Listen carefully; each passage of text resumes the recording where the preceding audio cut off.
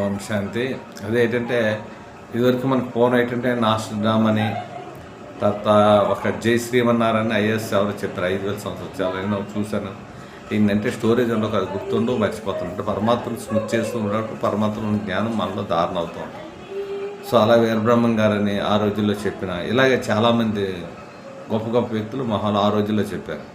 2012 యుగాంతాన్ని వచ్చి మళ్ళీ తర్వాత 1919 వచ్చి ఇలాగ ఎప్పుడప్పుడు చాలామంది చెప్తుంటాం. అదిగో పులి అంటే ఇదిగో మేక అన్నట్టు ఎన్నెన్నో కథల రూపంలో ఎన్నెన్నో జరిగి అన్నీ చేసి ఇప్పుడు అంతా సైలెన్స్ అయిపోయింది.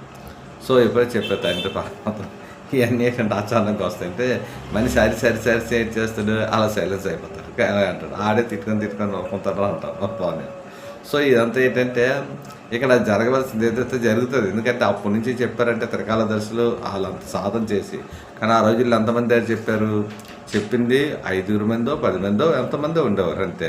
ఆ తర్వాత అక్కడ నష్టం చెప్పినప్పుడు ఎవరు లేరు, వీళ్ళందరూ చెప్పేటప్పుడు ఎవరు లేరు. అప్పుడు చాలా తక్కువ మీదే క్రీస్తు ఎంతమంది ఉండేవారు, ఒక 10 మంది 15 మంది అంతే. మహమ్మద్ ప్రవక్త వీళ్ళందరూ తక్కువ మంది అన్నారు. ఇప్పుడు ఏంటంటే ఇప్పుడు ఇంత చిట్ట చివరి గట్టగా వృక్షం పెద్దదయ్యి ఎక్కడ దాకా వచ్చేసింది మాట, చివరికి వచ్చేసింది. ఇప్పుడు ఎక్కువ ఎక్కడ ఆకులు ఎక్కువైపోయాయి మాట. ఈ ఫలాలే కనబడట్లేదు, ఈ ఫలాలు ఎక్కడ ఆకులే కనబడుతున్నాయి.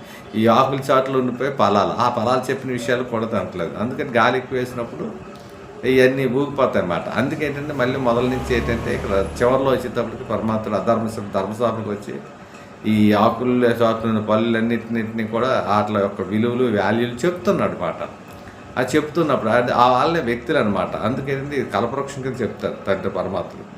అందుకేంటంటే మనం తెలుసుకోవాల్సింది ఏంటంటే మొట్టమొదటి ఎక్కువగా మన తండ్రి పరమాత్మని ఎక్కువగా స్మరించాలి, స్మృతి చేయాలి. ఎందుకంటే నిన్న దాంట్లోనే మీకు చెప్పాను అనమాట, దేన్ని కూడా వదలొద్దు, ప్రతి దాన్ని తినండి, అందరికి వెళ్ళండి, అన్ని ఫంక్షన్కి వెళ్ళండి, పెళ్ళిళ్ళకి వెళ్ళండి, అన్ని కర్మలు చేయండి. కర్మ ఏంటంటే ఒకటి దుఃఖం లేని కర్మ చేయాలి. మనం ఎవరిని మనసా వాచా కర్మ బాధ పెట్టకూడదు, దుఃఖం పెట్టకూడదు. ఇది 100% ట్రూత్. ఏది ఇస్తే అదే వస్తుందని మనకు తెలుసు. ఇది న్యాచురల్ అనమాట. భగవంతుడు అది చెప్తున్నాడు, అందరినీ సద్భావన శుభావన మంచి ఆలోచన చూడండి. ఇది కరెక్ట్ కాదు, ఇది కరెక్ట్ కాదు, ఇది కరెక్ట్ కాదు, ఏది కరెక్ట్ ఏది రైట్ రాంగ్ అని మనకి ఏం తెలుస్తుంది. భగవంతుడే చెప్పాడు మాట. ఇది ఒక సిస్టమ్ మాట. ఇది ఒక సిస్టంలో ఏంటంటే సంతోషాన్ని ఆనందం కలగడానికి ఎవరికి ఎటు కావాలో వాళ్ళు అంటుంటారో వాళ్ళ పదాలు వాళ్ళు వెళ్తుంటారు. ఎవరి అభిమానం వాళ్ళు ఉండిపోయింది. ఎంత ఫిక్స్, అతను ఎవడో చేయడు, అతను ఏం చేయడు, కానీ అభిమానం కోసం ఏదైనా చేస్తాడు. ఎంత డబ్బు ఖర్చు పెడతాడు, ఎంత సంతోషాన్ని ఎంత ఆనందాన్ని వాళ్ళ అభిమానులు జీర్ణించుకుంటుపోతారు. వాళ్ళ అభిమానం ఏమనంటే తట్టుకోలేదు. ఇది ఒక క్రియేట్ అయ్యనమాట, అద్భుతంగా అనమాట. అతను ఎంత చివరి దాకా అతన్నే పట్టుకుంటారు. అతను ఎంత వాళ్ళు మనకు నష్టం కలుగుతుందన్న మనసులో ఎక్కడ సరే అని వదలలేడు. అందుకు సాక్షాత్గా అంటే మన తండ్రి మొట్టమొదటి నేను ఎవరిని ఆత్మని తెలుసుకుని మొట్టమొదటి పరమాత్మను సూచి చేయండి, అంతా మంచి జరుగుతుంది. వచ్చా ఓం శాంతి.